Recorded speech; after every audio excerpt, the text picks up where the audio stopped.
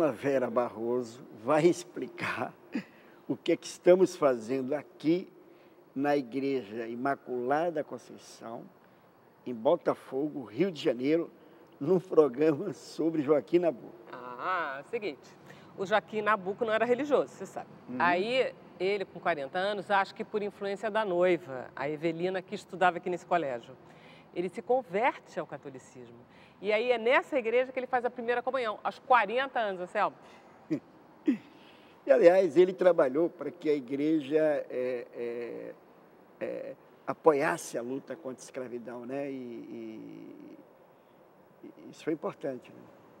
Pois é, tem aquela história, né? Não é ele que vai para Roma para se encontrar com o Papa, isso lá antes, que ele se encontra com o Papa Leão XIII e consegue que o Papa escreva a encíclica contra a escravidão, que é incrível. Não, e você imagina, né? Uma encíclica papal no final do século XIX, com a igreja, com o poder, com a influência, com o poder moral, com o poder, né, espiritual que tinha, né? Foi um aliado importante nessa luta.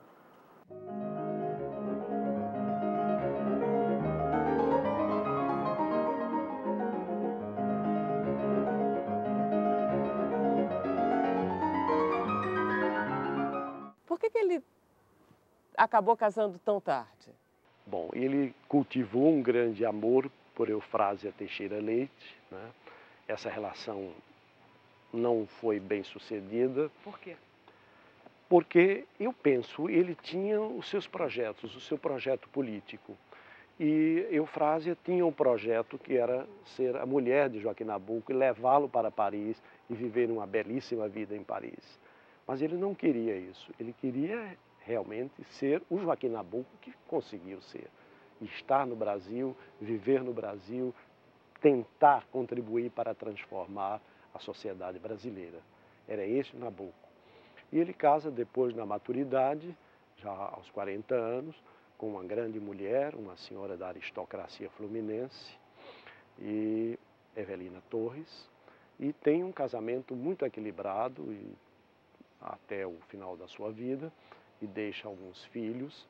Enfim, eu acredito que ele, nesse aspecto de final da vida, no momento da maturidade, também é bem sucedido, porque casou com uma mulher que o amava e que o completou naquela fase final da sua existência. Cláudia Lage é roteirista, mestre em literatura, escritora, autora do livro Mundos de Eufrásia, a história do amor entre a incrível Eufrásia Teixeira Leite e o notável Joaquim Nabuco. Tudo bem? Tudo bem. Tudo certinho? Tudo certo. Que bom. Olha aqui, conta pra gente quem foi Eufrásia, vai. Bem, Eufrásia foi uma mulher muito diferente da sua época. Ela foi ensinada, ela recebeu uma educação do pai como um menino recebia, né? Então ela aprendeu matemática, português, várias línguas, história, filosofia. E a irmã dela também, a Francisca, a irmã mais velha. Só que a Eufrásia, desde pequena, ela mostrou um talento especial para as finanças, para os números. E o Joaquim Teixeira Leite, o pai dela, era um grande financista na época. Ele não tinha nenhuma ligação com o café, com a cultura do café. Ele importava e exportava produtos e trabalhava só com isso. E com isso ele fez toda a fortuna dele. E a Eufrásia se tornou, inicialmente, já com 15 anos, uma assistente dele. Trabalhava com ele no escritório. E daí ela foi também aprendendo e se tornando uma financista.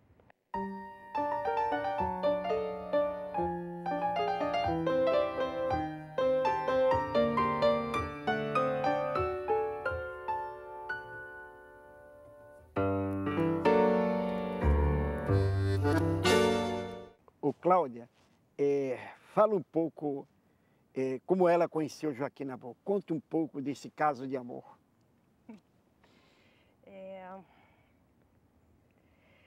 Eu acredito que houve aí uma comunhão de coração e de mentes também. Quer dizer, os dois eram muito bonitos, Interessantes, né? mas os dois eram personalidades muito interessantes para a época. Então essa efervescência que ela via nele, ele via nela também. Claro. Então isso já foi uma atração. Queria que o senhor contasse um pouquinho do Nabuco homem, bonito, alto, esportista. Claro. O Nabuco tinha, sem dúvida nenhuma, uma consolidada autoestima.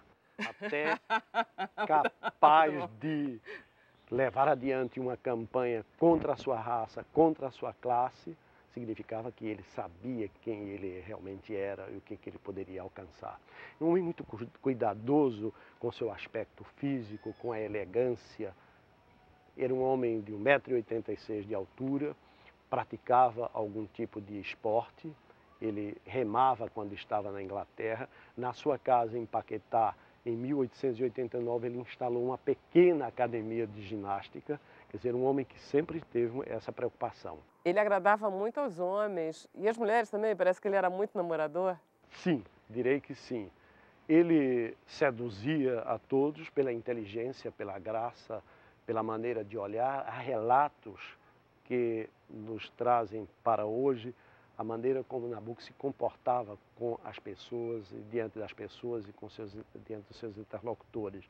Com os homens, a inteligência e a capacidade, a seriedade de conduzir os assuntos, e ele conseguia, inclusive, permitia que o seu interlocutor pudesse colocar todas as suas ideias e só interferia na conversação quando ele considerava o momento oportuno. Bom, com as mulheres, um homem do século XX, do século XIX, ele nunca colocava muito detalhes da sua vida íntima, mas possivelmente, sem dúvida nenhuma, era um homem que era muito assediado. Em Roma, ele escreve uma certa vez, que eu vou para Capri, para Nápoles, fugir um pouco dessa quantidade de princesas e duquesas que me chamam a todos os momentos para jantares. Eu estou muito cansado. O Cláudio, fala um pouco da separação dos dois e, enfim, os motivos. Por que eles não ficaram juntos, não se casaram?